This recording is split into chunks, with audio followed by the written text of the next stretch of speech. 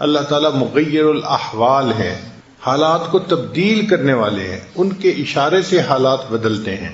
جب چاہتے ہیں عزت کے نقشوں میں سے بندے کے لیے ذلت نکال دیتے ہیں، اور جب چاہتے ہیں ذلت کے نقشوں میں سے بندے کے لیے عزت نکال دیتے ہیں۔ یہ عزت ذلت کا معاملہ اللہ کے اختیار میں ہے۔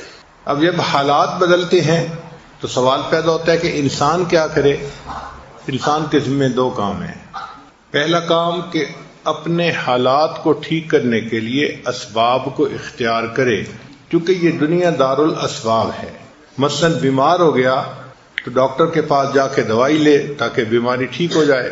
تو اسباب اختیار کرنا یہ پہلا قدم ہے۔ اگر کوئی بندہ کہے کہ میں تو کچھ بھی نہیں کرتا، اللہ خود ہی حالات بدل دیں گے، تو وہ بیوقوف انسان ہوگا۔ دنیا میں اسباب اختیار کرنے پڑیں گے۔ اگر بھوک لگی ہوئی ہو تو پیٹ میں روٹی پہلے ڈالنی پڑتی ہے، پھر اللہ سے مانگنا پڑتا ہے کہ اللہ اب میری بھوک کو ختم بھی فرما دے، کیونکہ ایسی بھی امراض ہیں کہ جن میں انسان کھا کھا کے پیٹ پھٹنے کو آ جاتا ہے، بھوک ختم نہیں ہوتی۔ پانی پی پی کے انسان کا پیٹ بھر جاتا ہے مگر پیاس دور نہیں ہوتی۔ تو بھوک پیاس کا دور کرنا یہ اللہ کے اختیار میں ہے، بیماری کو دور کرنا یہ اللہ کے اختیار میں ہے، مگر اس کے لیے ہمیں اسباب اختیار کرنے پڑیں گے۔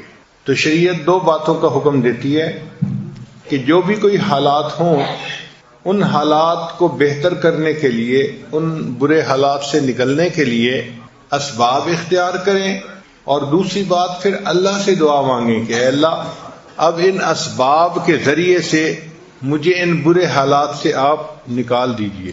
جب اللہ تعالیٰ چاہتے ہیں تو اسباب کے اندر تاثیر ڈال دیتے ہیں، اور جب اللہ تعالیٰ چاہتے ہیں اسباب میں سے تاثیر نکال دیتے ہیں۔ تو یہ اختیار اللہ تعالیٰ کا ہے۔ حضرت موسیٰ علیہ السلام ایک مرتبہ بیمار ہوئے، کوطور پر گئے، یا اللہ بہت بیمار ہو گیا ہوں، تو فرمایا کہ اچھا فلاں درخت کے پتے کھا لیجئے۔ حضرت موسیٰ علیہ السلام نے اس درخت کے پتے کھا لیے، اللہ نے شفا عطا فرما دی۔ پھر کافی وقت گزر گیا تو پھر اسی طرح طبیعت خراب ہوئی۔ اب جو درخت کے پتے کھائے تو کوئی اثر نہیں ہوا، پھر کوطور پہ حاضر ہوئے، اے اللہ اب تو بیماری میں پتے بھی کھائے ہیں تو اثر نہیں ہو رہا۔ تو رب کریم نے بتلایا کہ اے میرے پیارے موسیٰ علیہ السلام، شفا ان پتوں میں نہیں تھی، وہ تو ہم نے پتوں میں اس وقت رکھ دی تھی کیونکہ آپ نے رجوع کیا تھا۔ اس مرتبہ آپ نے خود ہی پتے استعمال کر لیے تو ان میں شفا کہاں سے آپ کو ملے گی؟ شفا تو ہم نے دینی ہوتی ہے۔ کتنی بار ایسا ہوتا ہے کہ بیمار کو بہترین دوائی دی جا رہی ہوتی ہے، ڈاکٹروں کے مشورے سے ٹھیک دوائی دی جا رہی ہوتی ہے، بیمار ٹھیک نہیں ہوتا۔ ڈاکٹر کہتے ہیں جی کہ ہمارے بس میں نہیں ہے، اور واقعی یہ معاملہ ہم انسان کے بس کا نہیں، یہ اللہ کا معاملہ ہے۔ نفع نقصان، عزت ذلت، صحت بیماری، خوشی اور غمی، یہ سب اللہ کی طرف سے آتے ہیں، اور انسان کی زندگی میں یہ حالات بدلتے رہتے ہیں۔ ایک اصول یاد رکھیں کہ مرضی ہر حال میں اللہ کی پوری ہوتی ہے، مرضی ہر حال میں اللہ کی پوری ہوتی ہے۔ دیکھیں حضرت آدم علیہ السلام چاہتے تھے کہ میں جنت میں رہوں، اللہ تعالیٰ نہیں چاہتے تھے، مرضی کس کی پوری ہوئی؟ اللہ کی پوری ہوئی۔ سیدنا نوح علیہ السلام چاہتے تھے کہ میرا بچہ طوفان سے بچ جائے، سیلاب سے بچ جائے، اس لیے تو بچے کو کہا تھا یا بنی ارکب معنا، اے بیٹے ہمارے ساتھ کشتی میں سوار ہو جاؤ، سمجھایا تھا، اس کو بلایا تھا۔ اللہ تعالیٰ نہیں چاہتے تھے تو مرضی کس کی پوری ہوئی؟ اللہ کی پوری ہوئی۔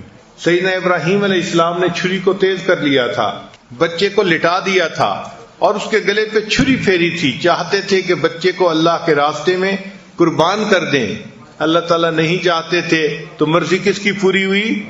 اللہ کی پوری ہوئی۔ ایک موقع پہ نبی علیہ السلام نے ارادہ فرما لیا کہ میں آج کے بعد شہد نہیں کھایا کروں گا، چنانچہ اللہ رب العزت کی طرف سے محبوبانہ پیغام آ گیا، یا ایھا النبی لم تحرم ما احل اللہ لک تبتغی مرضات ازواجک واللہ غفور الرحیم۔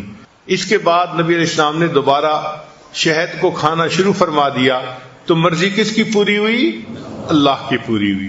تو یہ اصول ہے کہ مرضی ہر حال میں اللہ ہی کی پوری ہوتی ہے، لہذا ہمیں پہلے اسباب کو اختیار کرنا چاہیے اور پھر اللہ کی طرف رجوع کرنا چاہیے کہ اللہ ان اسباب کے اندر تاثیر ڈال دے تاکہ وہ اسباب فائدے مند ہو جائیں۔ اس کو کہتے ہیں پہلے ضابطہ اور پھر اس کے بعد رابطہ. پہلے ضابطہ یعنی انسان اسباب کو اختیار کرے جو ضابطہ ہے، اور پھر اس کے بعد رابطہ اللہ کی طرف رجوع کرے کہ اللہ اب آپ ان اسباب کے اندر تاثیر ڈال دیجئے. تو پہلے ضابطہ اور اس کے بعد رابطہ. اللہ رب العزت اسباب ہی میں تاثیر ڈال دیتے، اللہ تعالیٰ نے یہ رابطے والا معاملہ کیوں رکھا؟ ذہن میں سوال آتے ہیں نا. تو علماء نے لکھا ہے کہ اللہ تعالیٰ چاہتے تھے کہ میرا بندہ اظہار بندگی کرے اور میری عظمت ظاہر ہو کہ جو ہوتا ہے کرنے والا میں ہوں، کار ساز میں ہوں، مشکل کشا میں ہوں. اس لیے اللہ نے اسباب کے اندر تاثیر نہیں رکھی، ورنہ تو کوئی اللہ تعالیٰ کی طرف رجوع ہی نہ کرتا. ہر بندہ سمجھتا ہم اسباب اختیار کر لیں گے تو بس کام ہو جائیں گے. تو اللہ رب العزت نے فرمایا کہ نہیں، تمہیں میری طرف رجوع کرنا پڑے گا، تب میں تمہارے کاموں کو سنوار دوں گا. اس لیے شریعت نے کہا کہ دعا مانگنا عبادت ہے. الدعاء هو العبادہ. اور ایک حدیث میں فرمایا الدعاء مخ العبادہ، دعا عبادت کا مغز کہتے ہیں کریم کو، کسی چیز کی جو کریم ہوتی ہے نا اس کو کہتے ہیں. تو یعنی ساری عبادت کی جو کریم ہے وہ دعا ہے، یعنی دعا بہترین عبادت ہے. اللہ تعالیٰ کو یہ بہت پسند ہے. تو انسان کو چاہیے کہ وہ اللہ سے دعائیں مانگے اور اس دعا مانگنے کو بوجھ نہ سمجھے. وہ ایک سجدہ جسے تو گراں سمجھتا ہے، وہ ایک سجدہ جسے تو گراں سمجھتا ہے، 1000 سجدوں سے دیتا ہے آدمی کو نجات. انسان ایک اللہ کے در پہ جھک جائے، در در کے دھکے کھانے سے بچ جاتا ہے. آج دیکھیں کتنے لوگ ہیں اللہ کی طرف رجوع نہیں کرتے اور در در کے دھکے کھاتے پھر رہے ہوتے ہیں. تو آسان طریقہ انسان اللہ کے در پہ جھک جائے، اللہ سے مانگے تاکہ اللہ تعالیٰ اس کے حالات کو سنوار دیں. ہم کئی مرتبہ بندوں سے بھی مانگتے ہیں، مگر بندوں سے مانگنے میں اور اللہ سے مانگنے میں بہت فرق ہے. بندوں کو ہم نے دیکھا کہ جب ان کو اختیار ملتا ہے تو وہ اپنوں کو نوازتے ہیں. مثلا کسی کی پارٹی حکومت میں آ گئی تو وہ اپنی پارٹی کے لوگوں کو عہدے دے گا اور ان کو کنٹریکٹ دے گا اور سارا کچھ ان کو ہی ہوگا، اپنوں کو ہوگا. اور جو باقی ہوتے ہیں مخالف، ان کے تو جینا حرام کر دیتے ہیں. لیکن اللہ تعالیٰ کا معاملہ کچھ اور ہے. اللہ تعالیٰ اپنوں کو بھی دیتے ہیں، پرایوں کو بھی دیتے ہیں، ایمان والوں کو بھی دیتے ہیں، کافروں کو بھی دیتے ہیں. اللہ تعالیٰ دنیا کے اندر وفاداروں کو بھی دیتے ہیں تو غداروں کو بھی دیتے ہیں. جو اللہ کے دشمن ہیں کافر، ان کو بھی اللہ عطا فرماتے ہیں، ان کو بھی اللہ ہی دیتے ہیں. تو اللہ تعالیٰ سب کو عطا فرماتے ہیں. پھر دنیا میں اگر بندوں سے کوئی مانگے تو آگے سے جواب ملتا ہے میں آپ کی ہیلپ تو کرنا چاہتا ہوں لیکن میرے اپنے حالات ٹھیک نہیں ہیں، میں کیا کروں، بس مجبور ہوں. تو بندوں کو مجبوری آڑے آتی ہے اور وہ جواب دے دیتے ہیں. مگر اللہ کا معاملہ ایسا نہیں ہے کہ کوئی بندہ اللہ سے مدد مانگے اور اللہ آگے سے جواب دے کہ میں مجبور ہوں. نہیں، اللہ تعالیٰ کو کوئی مجبوری نہیں ہے. وہ ذات اتنی بڑی ہے کہ اس کا اختیار پوری کائنات کے اوپر چلتا ہے، لہذا اللہ تعالیٰ جب چاہیں جس بندے کی چاہیں مدد فرما سکتے ہیں. دنیا داروں سے دیکھا، اگر کوئی تھوڑا مانگے تو ناراض ہوتے ہیں، اور اگر امیر سے کوئی زیادہ مانگے، کوئی غریب سے زیادہ مانگے تو وہ ناراض ہوتا ہے. چنانچہ آپ کسی وزیر کے پاس جا کے مجلس میں کہیں کہ جی مجھے آپ سے $1 چاہیے تو وہ ناراض ہوگا، تم نے مجھے کیا سمجھا ہوا ہے کہ جی میں اتنا امیر آدمی اور یہ مجھ سے $1 مانگ رہا ہے. تو امیر سے تھوڑا مانگو تو وہ ناراض، اور کسی غریب سے زیادہ مانگو تو وہ ناراض. کسی غریب آدمی کو کوئی جا کے کہنا کہ جی مجھے $1 بلین چاہیے تو وہ کہے گا میرا مذاق اڑا رہے ہو، آپ نے مجھے رسوا کیا لوگوں کے سامنے. تو دنیا کا معاملہ ایسا ہے، اللہ کا معاملہ جدا ہے. اللہ تعالیٰ سے کوئی زیادہ مانگے اللہ زیادہ دیتے ہیں، کوئی کم مانگے اللہ کم دیتے ہیں. حتیٰ کہ کوئی جوتے کا ٹوٹا ہوا تسمہ مانگے اللہ اسے وہ بھی عطا فرماتے ہیں اور خوش ہوتے ہیں دے کے. جوتے کا ٹوٹا ہوا تسمہ دینا اللہ تعالیٰ کے لیے کیا چھوٹی اور معمولی سی چیز ہے، لیکن اللہ وہ دے کے بھی خوش ہو جاتے ہیں. پھر ایک اور فرق بھی ہے کہ دنیا والے خوش ہوتے ہیں تو دیتے ہیں، اگر کسی سے ناراض ہو جاتے ہیں تو اس کو پھر کچھ نہیں دیتے، اس سے ملنا ہی گوارا نہیں کرتے، اس کا فون ہی نہیں اٹھاتے، رابطہ ہی نہیں کرتے. آپ 10 دفعہ فون کریں تو آگے سے کوئی فون نہیں اٹھائے گا. لیکن اللہ تعالیٰ کا معاملہ کچھ اور ہے. اللہ خوش ہوتے ہیں تو بھی بندے کو عطا کرتے ہیں، اور کئی مرتبہ اللہ تعالیٰ ناراضگی میں بھی بندے کو دے دیتے ہیں. چنانچہ شیطان نے جب سجدہ نہیں کیا تو رب کریم اس وقت بہت جلال میں تھے، فرمایا فخرج منہا فإنک رجیم، تو دفع ہو جا یہاں سے، تو مردود ہے. تو جب اللہ تعالیٰ جلال میں تھے، شیطان نے اس وقت دعا مانگی رب انظرنی الی یوم یبعثون، اللہ مجھے قیامت تک کے لیے مہلت دے دیجئے. رب کریم فرماتے ہیں انک من المنظرین، جا ہم نے تجھے مہلت عطا فرما دی.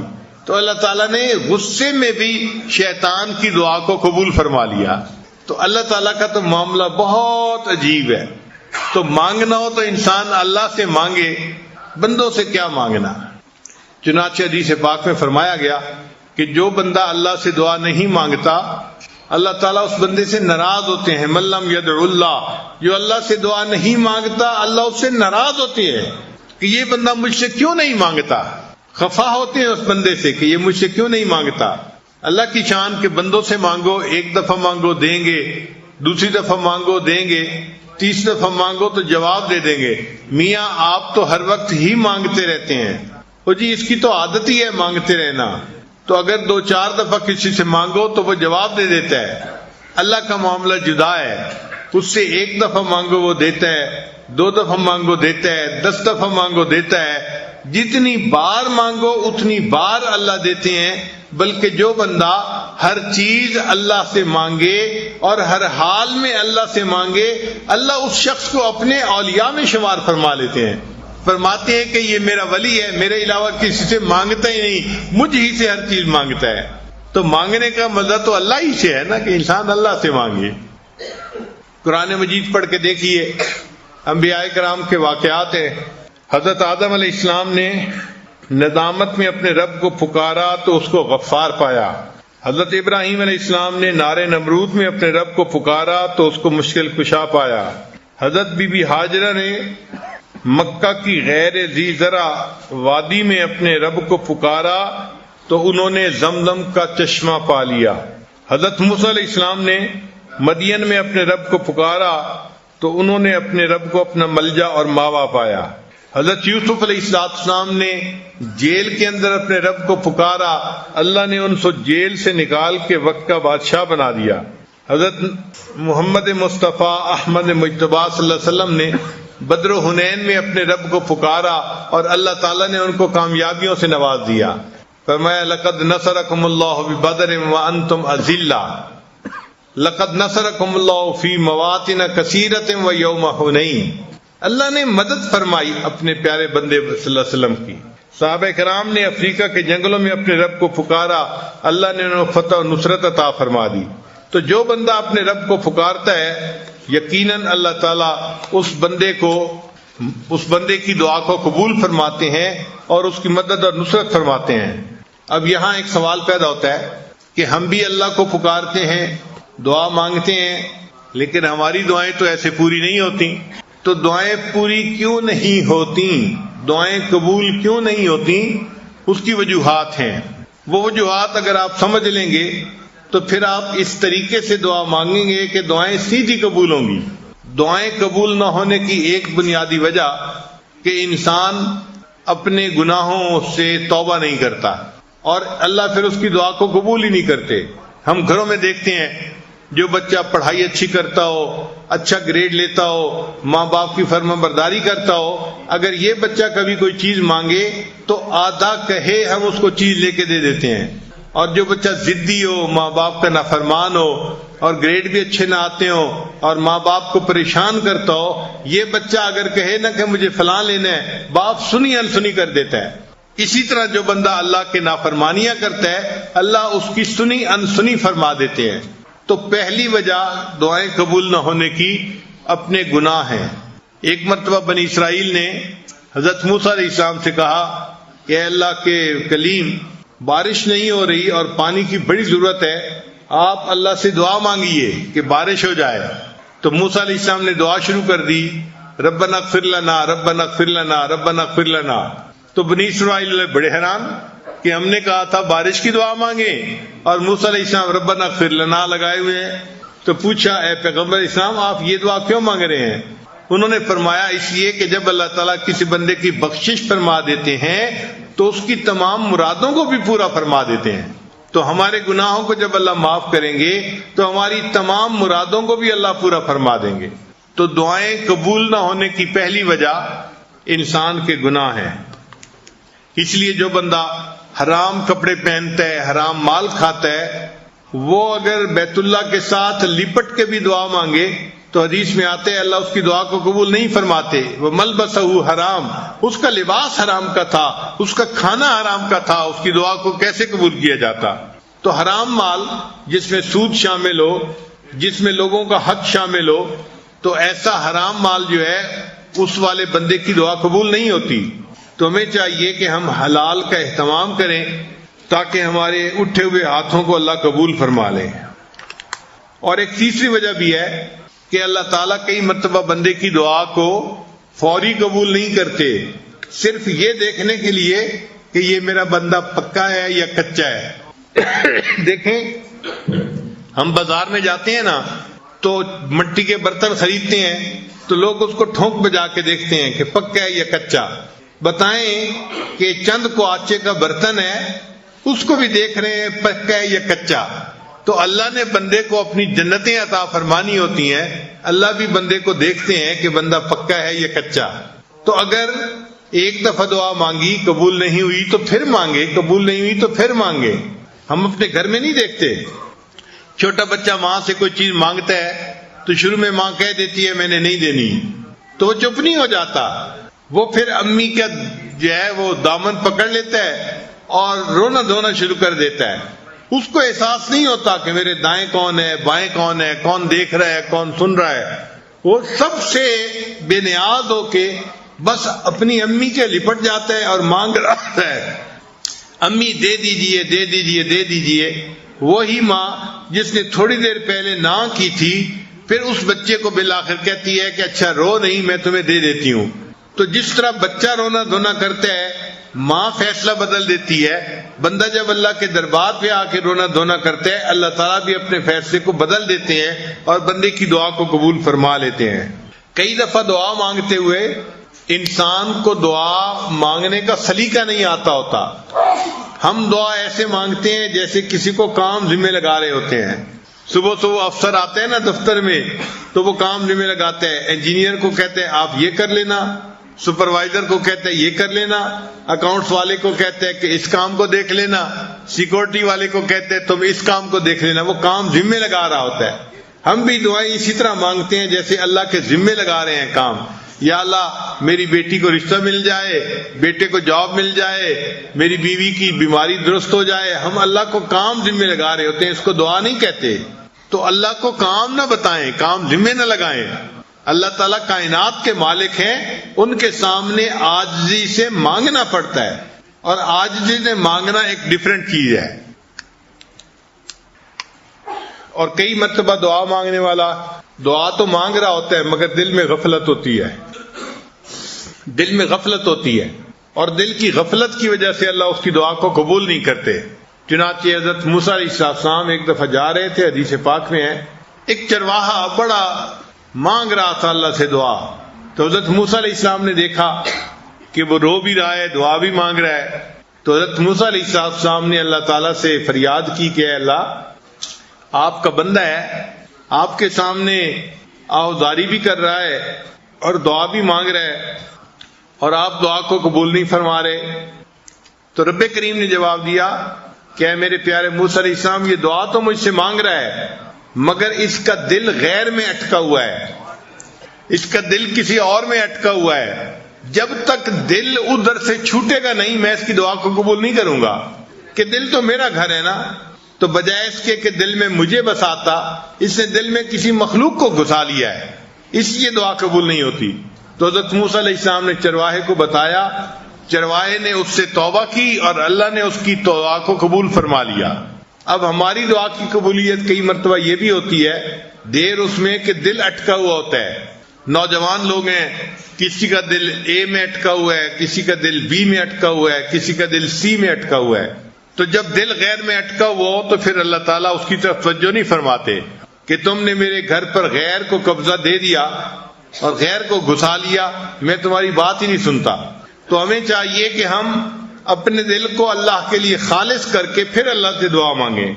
اور کئی مرتبہ ایسے بھی ہوتا ہے کہ انسان دعا مانگتا ہے اور دل میں شیطان وسوسہ ڈال رہا ہوتا ہے کہ تیری دعا قبول نہیں ہونی، تو بڑا ہی گناہگار ہے، بڑا ہی خطا کار ہے، تیری دعا کہاں قبول ہونی ہے، تو جتنے پانی میں ہے وہ تو جانتا ہے۔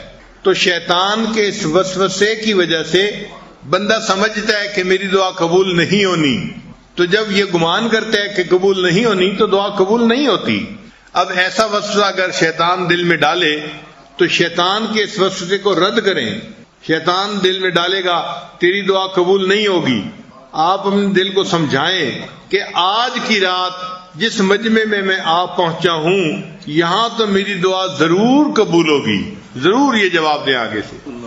آپ غور کریں کہ اللہ نے شیطان کی دعا کو قبول کر لیا تھا جبکہ شیطان نے سجدہ نہیں کیا تھا، اور یہاں جتنے لوگ بیٹھے ہیں یہ تو عشاء اور تراویح کے کتنے سجدے کر چکے ہیں، اتنے سجدے کرنے کے بعد اگر یہ دعا مانگیں گے تو ان کی دعا کیوں نہیں قبول ہوگی؟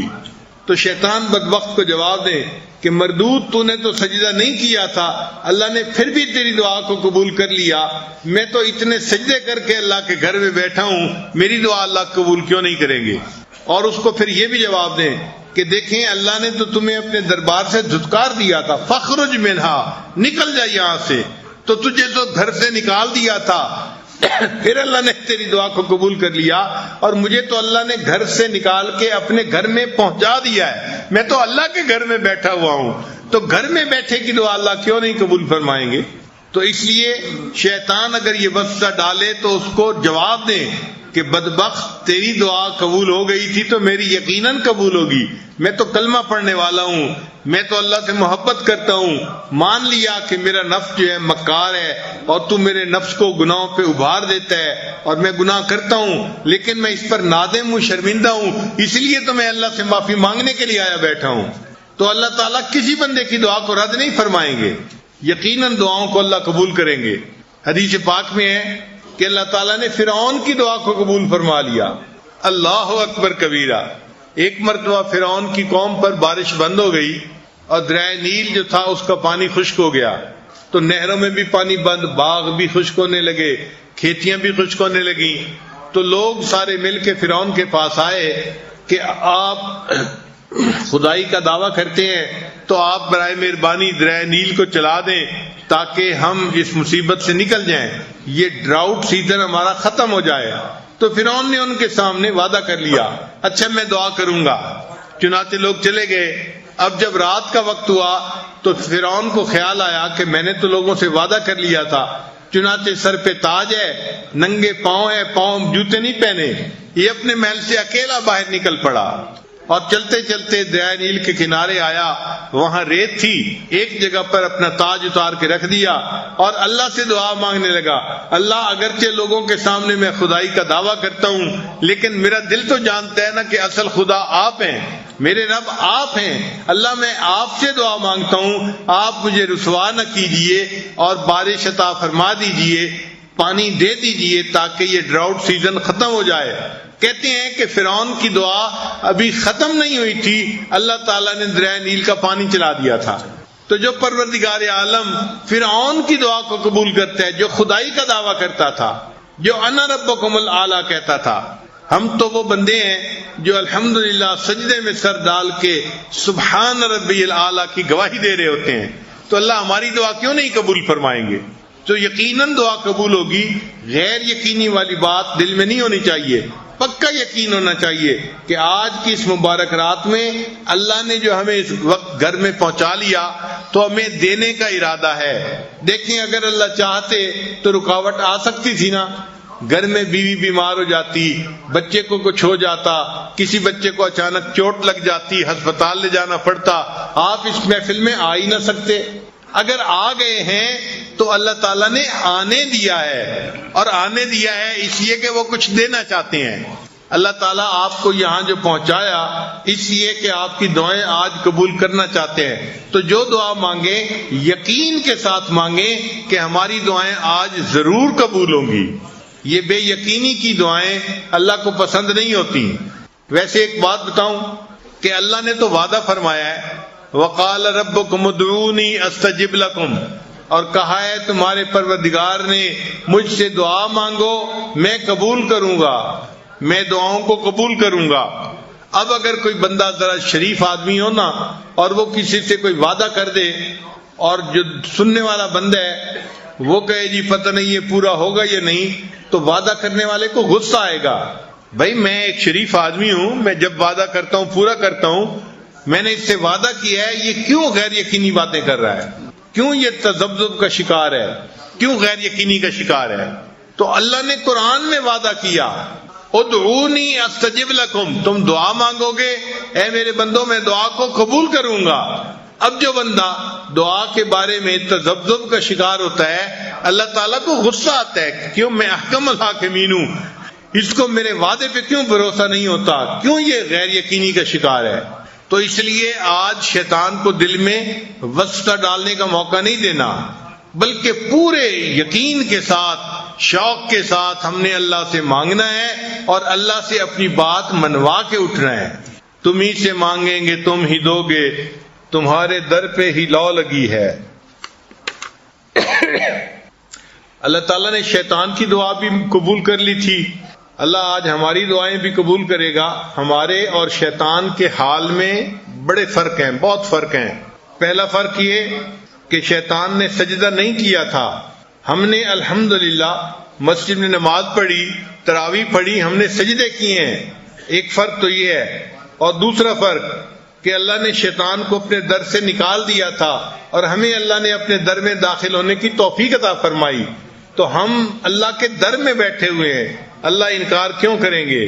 پھر تیسری بات کہ شیطان دعا مانگنے والا اکیلا تھا، آج ہم اکیلے نہیں ہیں بلکہ یہ سینکڑوں لوگوں کا مجمع ہے جو دعا مانگنے کے لیے آیا ہے۔ اب کسی کی نیکی تو اللہ کو پسند آئے گی، کسی کی عبادت قبول ہوگی، کسی کا تقوی قبول ہوگا، کسی کی عاجزی اللہ کو پسند آ جائے گی، کوئی تو ایک بندہ ہوگا کہ جس پر اللہ رحمت کی نظر فرمائیں گے اور اس کی برکت سے اللہ پورے مجمع کی دعا کو قبول فرما لیں گے۔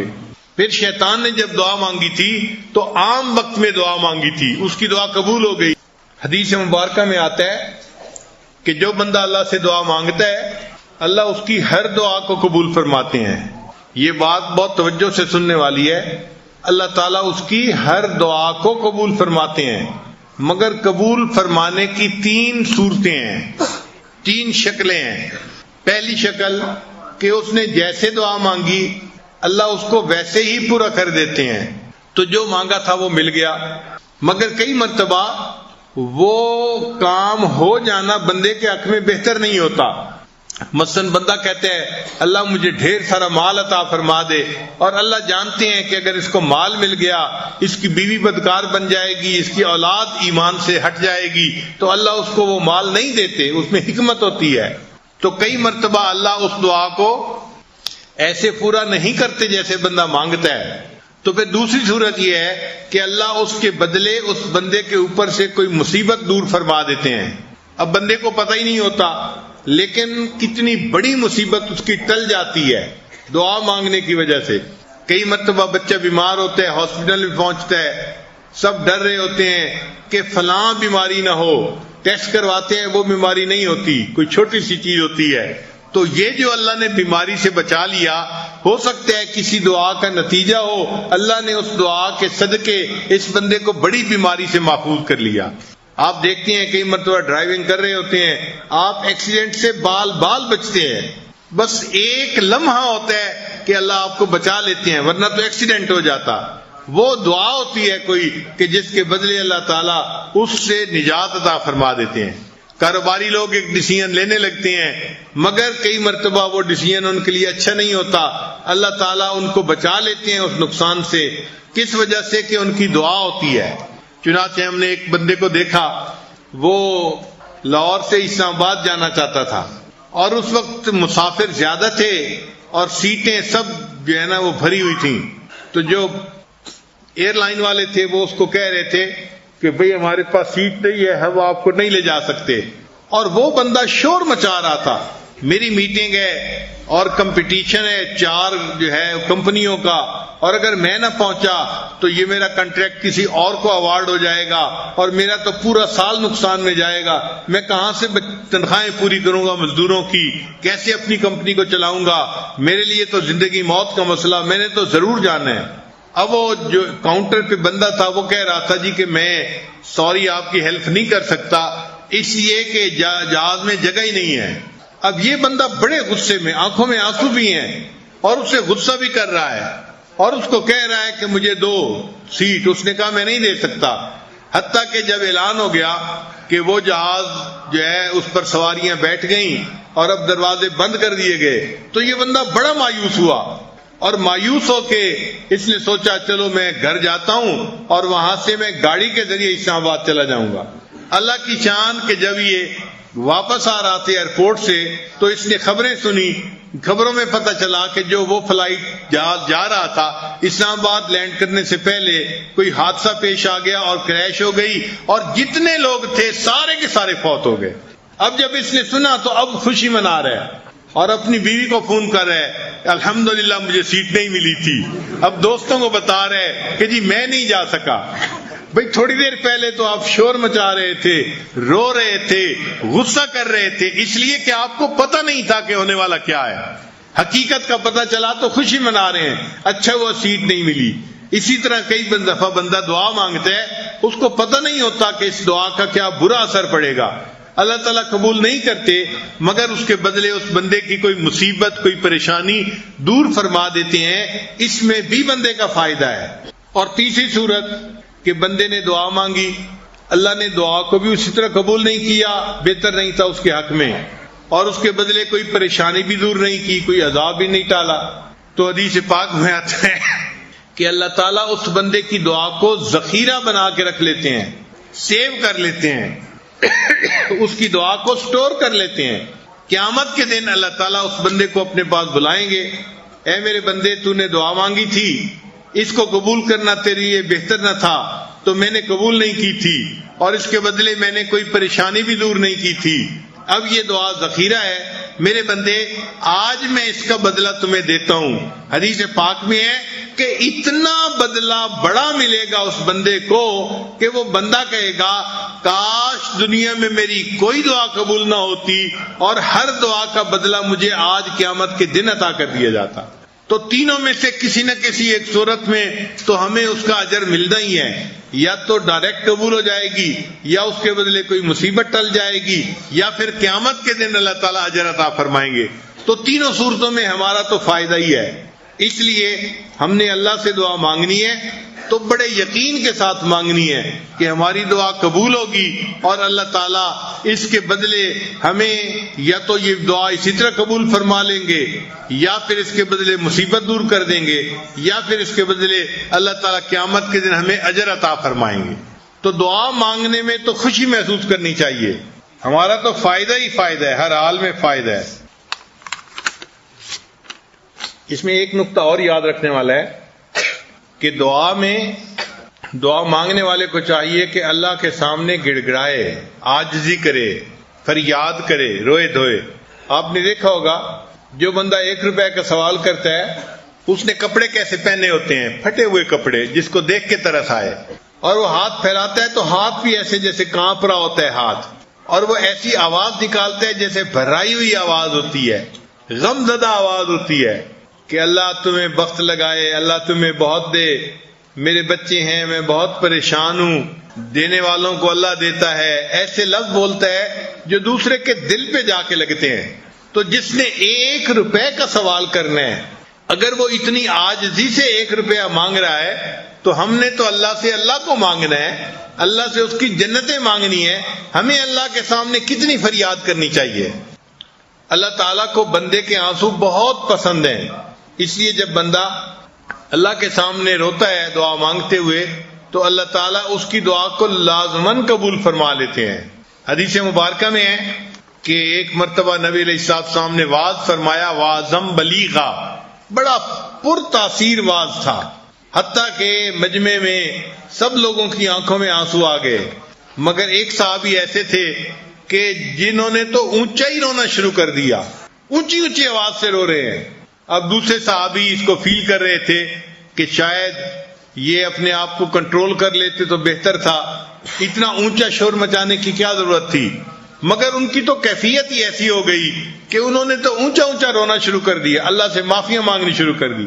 جب ان کو کسی صحابی نے ٹوکا تو نبی علیہ السلام نے فرمایا اس کو مت ٹوکو، اس نے ایسی توبہ کی ہے کہ اگر اس کی توبہ کو پوری مجلس کے لوگوں پہ تقسیم کر دیا جائے اللہ پوری مجلس کے لوگوں کی توبہ کو قبول فرما لے. تو اگر ایک بندے کی توبہ پر اللہ پورے مجمع کی بخشش فرما دیتے ہیں تو آج تو ہمیں ہر ایک کو اپنی دعا رو رو کر مانگنی چاہیے تاکہ اللہ ہمارے پچھلے گناہوں کو معاف فرما دے اور آئندہ ہماری نیکوکاری کی زندگی گزارنے میں ہماری مدد فرما دے. چنانچہ کتابوں میں ایک عجیب واقعہ لکھا ہے. ایک صاحب تھے، نیک طبع تھے، تقوی والے تھے، تو لوگ ان کے پاس اپنی امانتیں رکھواتے تھے. تو جب اپنی امانتیں رکھواتے تھے تو یہ بزرگ ان سے کہتے تھے کہ بھئی اس کو امانت نہ رکھواؤ، اس لیے کہ اگر امانت ضائع ہو گئی تو آپ کا نقصان ہو جائے گا. یہ مجھے قرض دے دو، اگر نقصان ہو گیا تو مجھے قرض ادا کرنا ہوگا، میں آپ کو ادا کروں گا. تو لوگ کہتے ٹھیک ہے جی ہم آپ کو قرض دے رہے ہیں. اس طرح سے یہ لوگوں کی جو پیسے تھے وہ قرض کے نام پہ لے لیتے تھے، لیکن جب لے لیتے تھے تو اس کو غریبوں کے اوپر خرچ کر دیتے تھے. اب اللہ کی شان کہ ایک ایسا وقت آیا کہ ان کے سر پہ بہت زیادہ قرضہ ہو گیا. تو جو قرض دینے والے تھے انہوں نے کہا کہ بھائی ان کے پاس جانا چاہیے اور ان سے مانگنا چاہیے کہ ہمیں ہمارا قرضہ واپس کریں. چنانچہ ایک دن قرض خواہوں کا ایک بڑا مجمع ان کے گھر پہ آ گیا. سب نے مطالبہ کیا کہ جناب آپ ہمیں ہمارا قرضہ دے دیجئے. تو انہوں نے سب کو بٹھا لیا. جب بیٹھے ہوئے تھے تو تھوڑی دیر میں ایک بچہ قریب سے گزرا اور وہ بچہ حلوہ بیچ رہا تھا. تو انہوں نے اس سے پوچھا کہ بھئی اس کی کیا قیمت ہے. اس نے ریٹ بتایا تو انہوں نے کہا اچھا پورا حلوہ دے دے. تو بچہ بڑا خوش ہو گیا کہ چلو مجھے سارا دن دھوپ میں نہیں پھرنا پڑے گا، ایک ہی بندے نے سارا خرید لیا تو مجھے پیسے مل جائیں گے. اب جب حلوہ سب لوگوں کو انہوں نے کھلا دیا تو بچے نے کہا جی کہ مجھے پیسے دیں. تو ان بزرگوں نے کہا کہ بھئی یہ جتنے لوگ ہیں یہ قرض مانگنے والے ہی بیٹھے ہوئے ہیں اور میرے پاس پیسے نہیں ہیں، تو آپ بھی ساتھ بیٹھ جائیں، بس آپ میرے پاس آئیں گے تو میں سب کو دے دوں گا. اب جب بچے کو پتا چلا تو بچے نے تو رونا شروع کر دیا، میری امی مجھے مارے گی اور جس سے میں نے حلوہ لیا ہے میں نے اس کا قرضہ دینا ہے، پیسے دینے ہیں. تو بچہ تھا وہ تو خوب رویا. اللہ کی شان کہ بچے کے آنسو گر رہے تھے. ایک بندہ آیا اور اس نے آ کے ان بزرگوں کو بڑا سارا کوئی تھیلا ہدیے میں دیا. جب تھیلا کھولا اس میں اتنے پیسے تھے کہ قرض خواہوں کے بھی پیسے ادا ہو گئے اور اس بچے کے بھی پیسے ادا ہو گئے. خیر لوگوں کو قرضہ مل گیا، وہ تو مطمئن ہو گئے. مگر ایک صاحب نے پوچھا کہ حضرت یہ بات سمجھ نہیں آئی کہ جب قرض والوں کو دینے کے لیے آپ کے پاس پیسہ نہیں تھا تو آپ نے بچے سے کیوں حلوہ لے کے کھلایا؟ انہوں نے کہا بھئی اصل بات یہ تھی کہ یہ سب قرض مانگنے والے تو تھے، ان میں سے کوئی رونے والا نہیں تھا، اور میں سمجھ رہا تھا کہ یہ مصیبت تب ٹلے گی جب ہم میں سے کوئی رونے والا ہو. تو میں نے بچے کو دیکھا یہ حلوہ بیچ رہا ہے، میں نے کہا اس سے میں حلوہ لوں گا اور اس کو پتہ چلے گا پیسے نہیں مل رہے، یہ روئے گا اور اس کے رونے پہ اللہ میری اس مصیبت کو ٹال دیں گے. تو اللہ تعالیٰ واقعی بندے کے رونے پہ اس کی مصیبت کو ٹال دیتے ہیں. علماء نے مسئلہ لکھا ہے کہ چھوٹا بچہ جب دنیا میں آتا ہے اس کا اپنا کچھ نہیں ہوتا، نہ گھر اپنا، نہ مکان اپنا، نہ لباس اپنا، نہ کھانا اپنا، کچھ بھی اپنا نہیں ہوتا. لیکن ایک چیز اس کی اپنی ہوتی ہے، اس کو کہتے ہیں رونا. رونا اس کا اپنا ہوتا ہے. چنانچہ اس کو بھوک لگتی ہے، رو پڑتا ہے، اس کے لیے دودھ کا انتظام ہو جاتا ہے. اس کو نیند آتی ہے، وہ رو پڑتا ہے، ماں باپ اس کے لیے بستر کا انتظام کر دیتے ہیں. وہ بیمار ہوتا ہے، رو پڑتا ہے، ماں باپ اس کو ڈاکٹر کے پاس لے کے چلے جاتے ہیں. یعنی اس کے جتنے کام ہوتے ہیں نا چھوٹے بچے کے، وہ رونے سے سنور جاتے ہیں. وہ تو بولنا بھی نہیں جانتا، اتنا چھوٹا ہوتا ہے، مگر اللہ اس کے ہر کام کو اس کے رونے کی وجہ سے اللہ تعالیٰ سنوار دیتے ہیں. اب یہاں پر علماء نے نکتہ لکھا، اے بندے جب تو رونا جانتا تھا اللہ تیرے ہر کام کو سنوار دیتے تھے، تو نے رونے کو بھلا دیا، اللہ نے تیرے کاموں کو اٹکا دیا. آج بھی ہم اللہ کے سامنے اگر روئیں تو اللہ تعالیٰ ہمارے ہر کام کو سیدھا کر دیں گے. کوئی اللہ کے لیے مشکل نہیں ہے. وما ذالک علی اللہ بعزیز، یہ کام اللہ کے لیے کوئی مشکل نہیں ہے. اللہ تعالیٰ بڑے مہربان ہے، بڑے کریم ہے. چنانچہ بنی اسرائیل کا ایک واقعہ ہے کہ بنی اسرائیل کے اوپر بارش بند ہو گئی. اب لوگ پریشان تھے. حضرت موسیٰ علیہ السلام کی خدمت میں آئے. اے اللہ کے نبی صلی اللہ علیہ وسلم، بارش بند ہے جس کی وجہ سے ہمیں پریشانی ہے، تو آپ دعا فرمائیے. حضرت موسیٰ علیہ السلام نے ایک دن متعین کر دیا کہ فلاں دن سارے مرد، سب عورتیں اپنے جانوروں کو بھی لے کر آئیں، سب اللہ کے حضور فریاد کریں گے. چنانچہ بنی اسرائیل کے سارے لوگ ایک جگہ پر پہنچ گئے دعائیں مانگنے کے لیے. حضرت موسیٰ علیہ السلام نے دعا کی اللہ کے حضور، یا اللہ آپ کے بندے پریشان ہیں اور آپ سے فریاد کرتے ہیں کہ ان کو بارش عطا کر دیجئے. تو اللہ تعالیٰ نے جواب میں فرمایا، اے میرے پیارے موسیٰ علیہ السلام، اس مجمع میں ایک بندہ ایسا ہے جو اتنے سالوں سے میرے ساتھ جنگ کر رہا ہے، یعنی گناہ کر رہا ہے، وہ میرے ساتھ جنگ میں لگا ہوا ہے. اس کی موجودگی کی وجہ سے میں بارش نہیں برسا سکتا. اے اللہ، وہ کون سا گناہ کرتا ہے؟ وہ چغل خور ہے. آپ سوچئے، ہم تو چغل خوری کو شاید گناہ ہی نہیں سمجھتے، روٹین کی بات سمجھتے ہیں. چغل خور کی وجہ سے پوری بستی کے لوگوں پہ اللہ نے بارش کو بند کر دیا. اب موسیٰ علیہ السلام کو بڑا غصہ آیا. چنانچہ موسیٰ علیہ السلام نے پوری قوم کے سامنے خطبہ دیا اور ان کو کہا کہ دیکھو، تمہارے اندر ایک چغل خور ہے اور اس چغل خور کی وجہ سے اللہ نے بارش کو بند کیا ہے. میں اس چغل خور سے درخواست کرتا ہوں کہ وہ یہاں سے چلا جائے تاکہ اس کی وجہ سے باقی مصیبت سے بچ جائیں.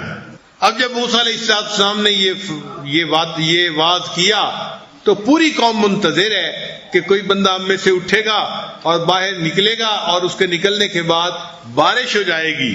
نہ کوئی اٹھا نہ کوئی باہر نکلا، مگر اللہ کی شان کے بارش ہونی شروع ہو گئی. اب جب بارش ہونی شروع ہو گئی تو لوگ بھی حیران، حضرت موسیٰ علیہ السلام بھی حیران. تو حضرت موسیٰ علیہ السلام نے پوچھا، یا اللہ، آپ نے تو فرمایا تھا کہ ایک بندہ ہے جس کی وجہ سے میں بارش نہیں برسا رہا، اب بارش کیوں ہو رہی ہے؟ رب کریم نے فرمایا، میرے پیارے موسیٰ علیہ السلام، جس بندے کی وجہ سے میں نے بارش کو روکا ہوا تھا، اسی بندے کی وجہ سے میں نے بارش کو عطا کر دیا ہے، اسی بندے کی وجہ سے میں نے بارش دے دی ہے. تو حضرت موسیٰ علیہ السلام نے پوچھا، اے اللہ، وہ بندہ کون سا ہے؟ اللہ نے فرمایا، اے میرے پیارے موسیٰ علیہ السلام، جب وہ گناہ کرتا تھا، میری بغاوت کرتا تھا، میں نے اس وقت اس کو رسوا نہیں کیا. اب تو اس نے مجھ سے توبہ کر لی تھی دل میں. اس نے مجھے دل میں کہا، اللہ، میں اٹھ کے جاؤں گا، میں رسوا ہو جاؤں گا، میں کسی کو شکل دکھانے کے قابل نہیں رہوں گا، میں اس آبادی میں لوٹ کے کبھی واپس نہیں آ سکوں گا. اللہ، میں اس گناہ سے توبہ کرتا ہوں، تو مجھے معاف کر دے اور اللہ میری توبہ کو قبول کر لے. اے میرے پیارے موسیٰ علیہ السلام، اس نے معافی مانگی تھی، ہم نے معافی مانگ کے اس کے گناہ کو معاف کر دیا اور اسی کی وجہ سے ہم نے توبہ کو قبول کر دیا. جب وہ ہمارا غدار تھا، ہم نے اس وقت اس کو رسوا نہیں کیا، اب تو وہ ہمارا یار بن گیا، ہم اس کو کیسے رسوا کر سکتے ہیں؟ تو جب پروردگار اتنا کریم ہو کہ جس کی وجہ سے بارش رکی ہوئی ہو اسی کی وجہ سے اللہ بارش عطا فرما دے، تو آج بھی ممکن ہے کہ جس کی وجہ سے دعائیں قبول نہیں ہوتی وہ گناہگار اس مجمع میں سب سے بڑا، اگر وہ توبہ کرے گا تو اللہ تعالیٰ اس کی وجہ سے ہم سب کی دعاؤں کو قبول فرما لیں گے. تو یقیناً آج ہماری دعائیں قبول ہوں گی. ہم پورے یقین سے اللہ سے دعائیں مانگیں. اللہ تعالیٰ ہمارا یہاں آنا قبول فرمائے، ہماری دعائیں قبول فرمائے اور اللہ ہمیں اپنے مقبول بندوں میں شامل فرمائے. وآخر دعوانا ان الحمد للہ رب العالمین. آج دعا مانگنے سے پہلے ایک تو ہم اپنے گناہوں سے پہلے توبہ کریں گے تاکہ گناہوں میں رکاوٹ دور ہو جائے. تو سچے دل سے نیت کر لیجئے کہ ہم نے آج تک جتنے بھی گناہ کیے ہیں ہم ان سے توبہ کرتے ہیں اور آئندہ نیکوکاری کی زندگی گزارنے کا دل میں ارادہ کرتے ہیں. جیسی نیت ہوتی ہے ویسی مراد مل جاتی ہے. تو دل میں یہ نیت کر لیجئے، اللہ، ہم پچھلے گناہوں سے سچی پکی توبہ کر رہے ہیں اور آئندہ نیکوکاری کی زندگی گزارنے کا ارادہ کر رہے ہیں. یہ آواز باہر جا رہی ہے تو وہاں بھی توبہ کے کلمات پڑھ لیں. اگر دور مستورات تک جا رہی ہے تو وہ بھی توبہ کے کلمات پڑھ کے عمل میں شریک ہو جائیں. پڑھیے بسم اللہ الرحمن الرحیم لا الہ الا اللہ محمد الرسول اللہ آمنت باللہ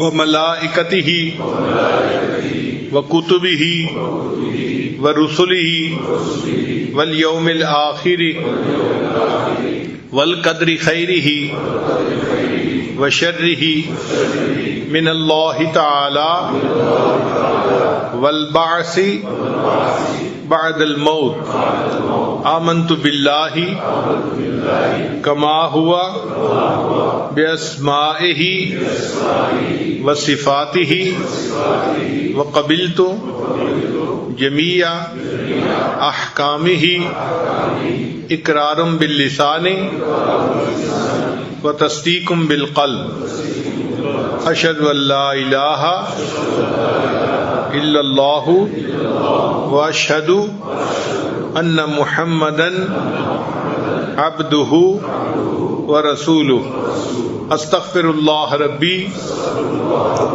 من کل ذنب واتوب الیہ برحمتک یا ارحم الراحمین۔ ان کلمات کو پڑھنے سے ہم تو بتائے ہو چکے ہیں، اب ہم دعا مانگیں گے، مگر ایک تو باتیں ذہن میں رکھیے۔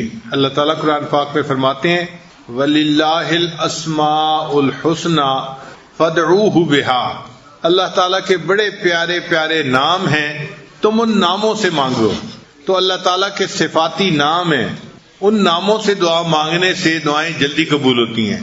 حدیث پاک میں ہے کہ اللہ تعالیٰ کا ایک نام ہے جس کو اسم اعظم کہتے ہیں، وہ کون سا ہے اس پر مفسرین نے تفصیل لکھی ہے، لیکن پکی بات ہے کہ کوئی ایک نام ہے جو اسم اعظم ہے، اور اس نام کے وسیلے سے دعا مانگی جائے تو اللہ دعا کو قبول فرما لیتے ہیں۔ اب ہمیں تو پتہ نہیں کہ وہ کون سا نام ہے، تو ہم کیا کریں گے کہ جتنے اللہ کے نام ہیں سب ناموں کو لے کے اللہ سے دعا مانگیں گے، تو ان میں سے کوئی تو ہوگا جو اس میں اعظم ہوگا، اور یقیناً پھر اس کی وجہ سے دعا قبول ہوگی۔